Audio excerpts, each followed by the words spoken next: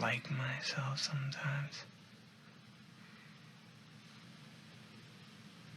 Can you help me? The final film we're going to talk about is Punch Drunk Love. Paul Thomas Anderson film from, I didn't write down the date, but I think it was 2000 or it was early 2000s, maybe even 99. I feel like it was 01. 01, okay. A very, it's an old-timey Hollywood musical without the musical numbers. Yes. It's a romantic comedy.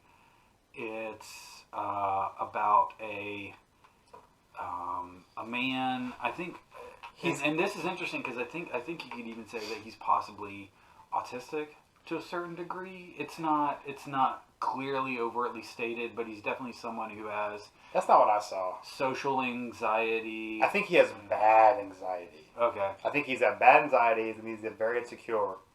And I think I think they were kind of hinting at. And granted, this was the first time I'd seen this movie, so I go into a lot less understanding probably. But it seemed like the idea was that his sisters just constantly beat him down, not literally, but like just emotionally. I feel like it was a little bit of both, literally and figuratively. I mean, maybe literally. He was kind of beaten down he was kind of a runt. If you're a pushover and you got 7 sisters, I'm sure there's some beating up. But it seemed like he spent his whole life keeping everything bottled up. Yeah. Which caused him to have these little tics. He was just a weird, awkward guy. And of course he has his freak out moments. But the way, like, when he shatters the glass early on, they were all angry at him, but they didn't seem surprised. Right. No, they didn't. They weren't surprised. They were just like, damn it, again? Yeah. That kind of thing. Yeah. They even used the R word at one point. Yeah, they did. Referring to him. Yes. Well, that was back when you could do that. And not get canceled on your YouTube channels. Well, I mean, I think it was appropriate for the film because none of the sisters are. No, they're not compassionate or character. They're not redeemable. They're just selfish, and they are completely. One scene pissed me off was when that one scene was when that one sister was in his office after he had asked the husband about therapy, and she's just right in his face, just like, "What's wrong? Why are you doing that?" I'm like, "What's wrong with you? Why do you need therapy?" I'm like, I was getting furious. Yeah, I was getting legitimately angry.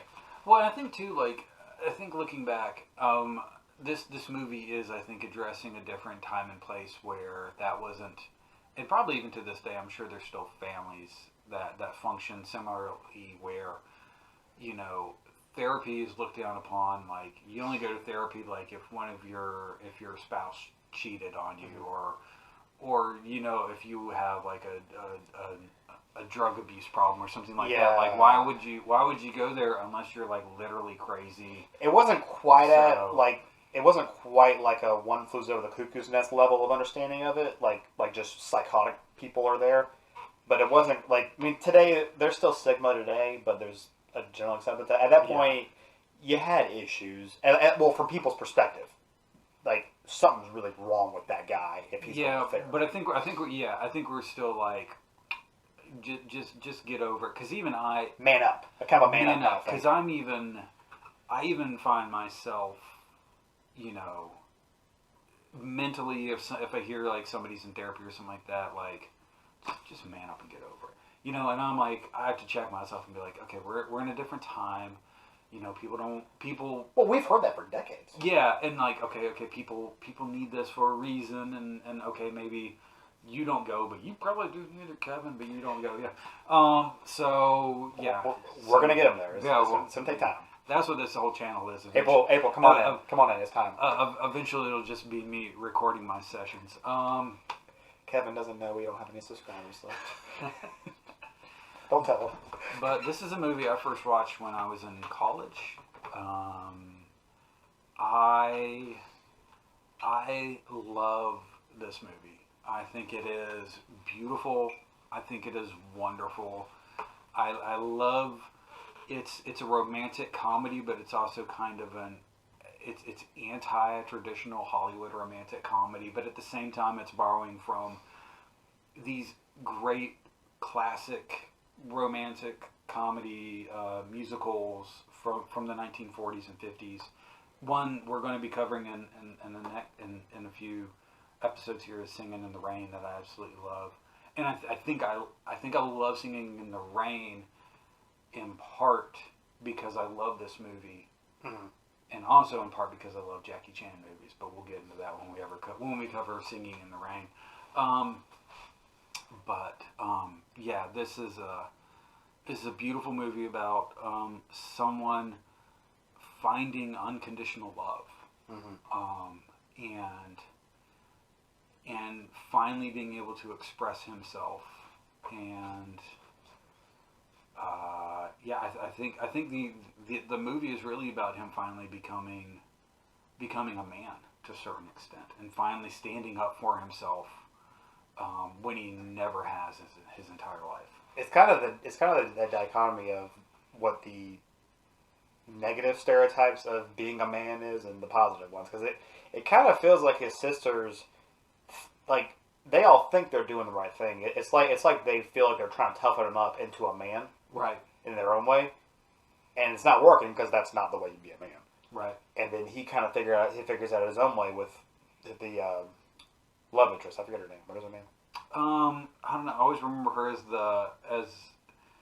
Dollarhide's love interest in the Red Dragon. I can never remember her name. But yeah, Emily something. Yeah, but she shows him not even necessarily trying to. She actually helps him find like the right way to be a man. Yeah. And I like how you compare it to a musical, because I didn't even notice that. But now that you mention it, there's so many moments where I could see song just break out. And it would feel completely appropriate. Like that scene where Luis Guzman is pulling the pudding and putting him in the cart, and he's just sitting there dancing because he knows he's about to go see her in Hawaii. Like, it's so beautiful, and it's just... Or the scene where those four guys hit him with the car, and then he just kind of walks up to him. That felt like a West Side Story kind of moment. Yeah. It was great. Yeah, because even then, when he punches each of them, he even hits one or two of them with a crowbar. Yeah. It's not this, like, thickening, harsh thud. It's almost a slap. Yeah. Like, it really sounds like he's just popping each of them. It's not like, it's nowhere near Indiana Jones. It feels very grounded in real life. And the way it's done, it almost feels like there were several times in the movie, and even though I started to think it wasn't going to happen, when he had his outbursts, there were several, like, almost each one of them, it felt like it wasn't actually happening. It felt like he was imagining it. Like, in the beginning, when he broke the glass, I really thought it was going to have one of those moments where it kind of comes back, and he's just kind of like, what? Like someone's like, Adam. And he, like, he was just thinking about it. It felt like that the whole way through, but then it's like, oh, he actually did it. To where I'm wondering if, like, maybe this was, like, showing maybe he had been doing that for so long, and now we're seeing him as he's kind of broken. Yeah, no, I think that's definitely it. I think he's a man at the end of his rope. Yeah. And I think it's really interesting because I've read some reviews online where people are talking about how Paul Thomas Anderson is somehow embracing toxic masculinity, and that's how Adam Sandler, like, beating the guys up at the end, and that's how Adam Sandler becomes a man. But I feel like it's not. I feel like he's confronting that sort of rugged masculinity, and being like, almost like when he confronts the always wonderful what's his name? I know exactly. Rest in peace. I know exactly who you're talking about. Oh gosh, I just lost his name. Now we're canceled for sure. Philip Seymour Hoffman. Philip Seymour Hoffman. When he confronts him, like, I feel like the guys that he beat up and Philip Seymour Hoffman are kind of the males that his sisters were trying to train him to be. Exactly. And he confronts them, and he defeats them, and he goes back and he shows, true love to his girl, and he apologizes for leaving her at the hospital. He fully explains what had to happen, and he said, okay, that will never happen again. The exact opposite of way that a toxic masculinity would be. Like, if he had attacked them, brutalized them, he didn't do that. No, he hits each of them once, and then one guy even backs away. And so he points at him, and then he hands the crowbar, and then he takes off. He gives him a warning. Yeah. He lets him know. And also, this was the second time they attacked him. Yeah. And he realized in that moment they're not going to leave me alone unless I stand up for myself. Which the first time they attack him, I don't know what it is. Like, to me, that's the funniest Adam Sandler has ever been. Where he is... When he's getting dragged at the truck? No. When he's running. Oh, when he's escaping. When he's escaping, and he's kind of doing that half scream. Yeah. Where you know, like, he really wants to turn around and kill those guys, but he's also scared for his life. Right. Yeah. Oh. It felt so real, though, because you could feel he wanted to hit him, but he was scared to hit him. But he really wanted to hit him. And totally understandably. I laughed. He does that flying dive. Yeah. I laughed, though, at the moment, right after all that, when he's running, and they drove up, and they're like, "We know where you live!" And they drive off.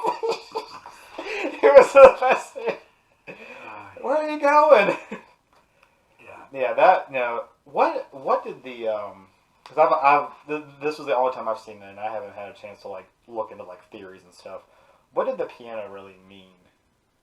I think the piano for him was, I think that was supposed to be one of the many hints at the fact that this is a musical. Like, that's going to be the instrument that he breaks, that he breaks out into song. Because even at the end, he's carrying it to her apartment and he sets it down. Right. And then he enters her apartment and leaves it. It's this whole idea that there should be a musical number. And this is, to me, I don't know, I haven't really looked into it. This is just me watching it a few times. This is what I take from it. Mm-hmm. It's the whole idea that at any moment a musical number could break out, but it never does. Okay, I like that. That's really good. Yeah.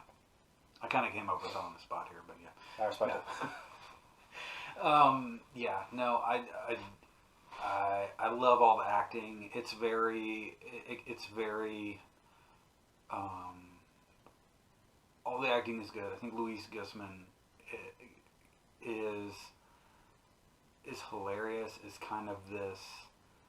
He works for Adam Sandler, but he's just a worker, and he doesn't really understand what's going on. And he's like, "I'm just here for a paycheck, but you seem like an okay guy." And he really is.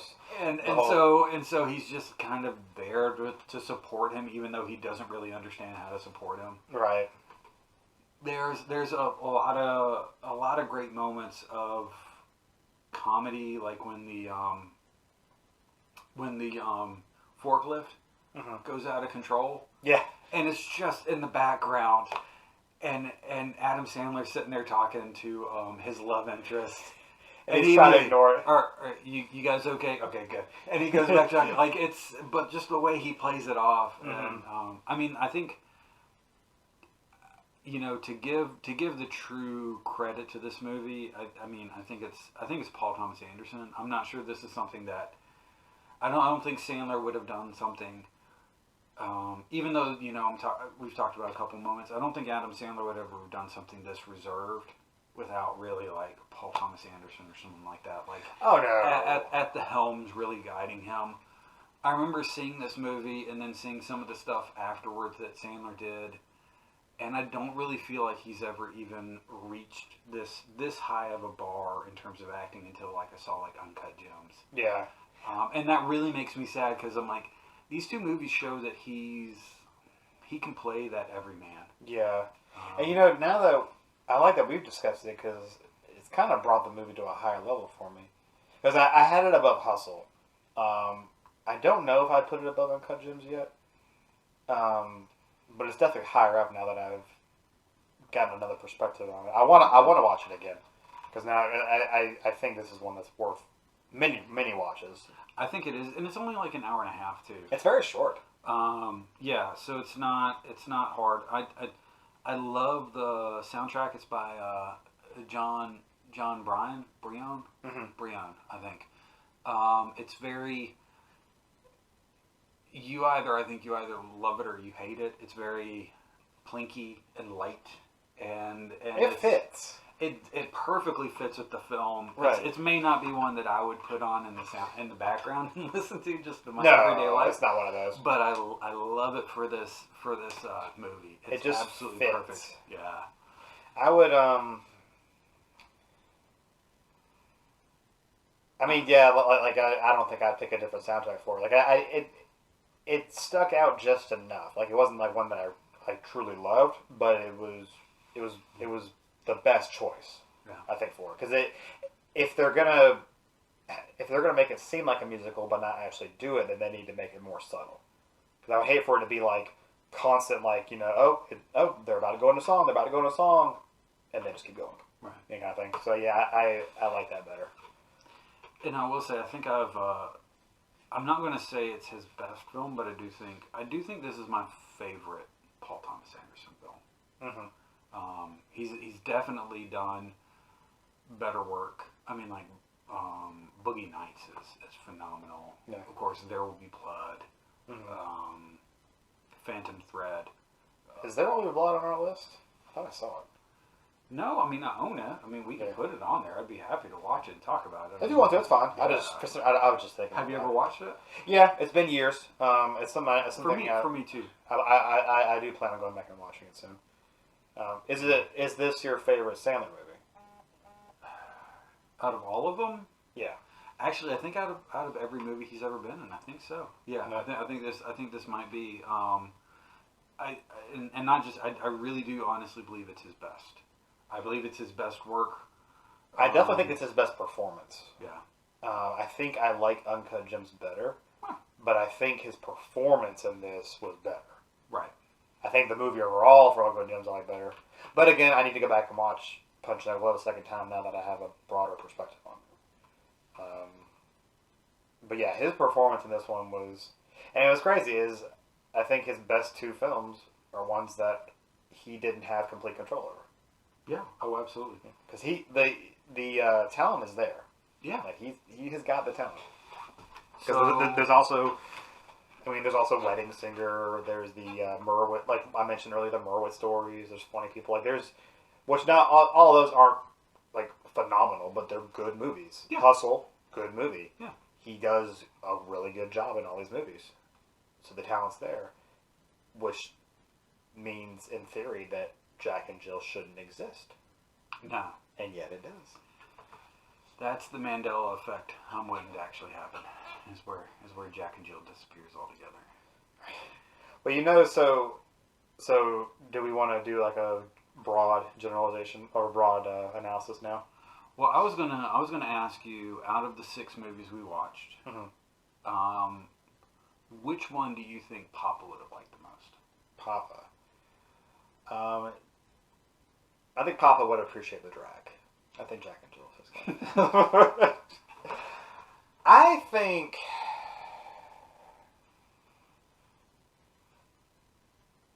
I lean Punch Drunk Love. Really? I'm gonna say Hustle.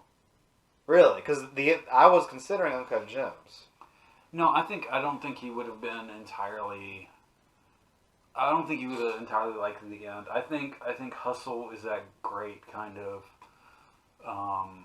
American sports type film, and I mean he wasn't like the most sports enthusiastic man. Right. I know, but I think that's the type of film that he would have gotten behind and enjoyed the most. I can say that. I think there are some quirks and esotericness to Punch Drunk Love that I think he may not have entirely Really enjoyed or got. Yeah. Gotcha. I could say that. I think he would have enjoyed all 3 overall. But Yeah, I could see how Hustle. I could see how you took that one. Yeah. So I will say I was doing some looking into Happy Madison, and they have 4 films that are on the kind of. I mean, it's a subjective list, but it's kind of a collective worst films of all time. Really? They have 4 films on there. How many of those did we watch this time? I believe just one. I believe Jack and Jill is one. Pixels and Ridiculous 6 didn't make it. They've got 2 that have a 0 on Rotten Tomatoes. Really? Which ones? One of them is I don't know. Let me pull it up because I'm not certain that we watched either of them. I think Jack and Jill has like a 3, a 4. That's too high. It is too high. I mean, I think 0 is too high personally for a lot of these movies. All right, so one is Ridiculous 6. Oh, okay, all right. The other is Father of the Year, which I had never even heard of. It has David Spade in it and Nat Faxon. Yeah, exactly. That's what I thought. But what just perplexes me is that they can make something like Hustle. They could make. I mean, they made Mr. Deeds. They made Anger Management. They made. I think they made The Waterboy. Yeah. So these aren't. I mean, which aren't like all time greats, but they're funny movies. Yeah. Like Waterboy's hilarious. I think. Yeah, I think they're well regarded comedies. Yeah. There were real jokes. There was a real plot. There was a lot of humor. Like all of those, except maybe not Anger Management, but all of those have like a moment that everyone will talk about for years to come. Everyone loves Bobby Boucher, like the silly stuttering Southern boy. They know how to make comedy. I don't know at what point Adam. Or here's the thing: did they know how to make comedy? What do you think? Have we collectively as an audience grown and mature past their sense of comedy? I don't know. And can we watch those comedies? Because we can go back to the time that we first watched those comedies, and we can still enjoy them. So you think it's a nostalgic thing? I think part of it's a nostalgia thing. I think part of it was maybe there were original jokes then. True. I think they're rehashing a lot of the same voices. I mean, they're basically doing a lot of the same voices, a lot of the same jokes, over and over again. I mean, think about it. I mean, the fetal alcohol syndrome guy. He's basically the Cajun coach from The Waterboy.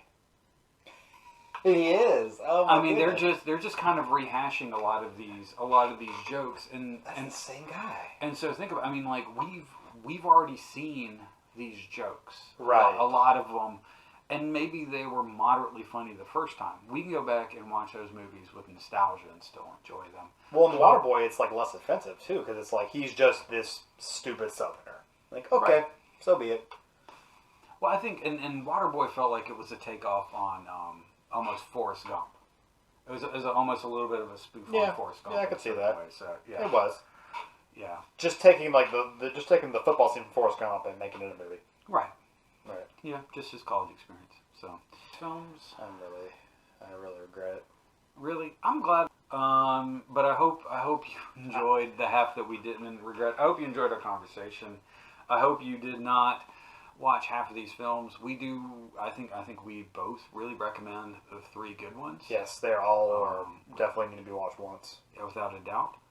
So go check those out. Next episode, I believe, is going to be. I know the movie is Babette's Feast. I don't remember what the video game is. I believe it's Final Fantasy VII. Okay. So Babette's Feast, which is apparently one of our Papa's favorite films of all time. We're going to watch it. It's on HBO Max. Really? And then we're going to watch Final Fantasy, or we're going to talk about Final Fantasy VII. So that's next episode. Is that true about Papa? Yeah, according to my mom.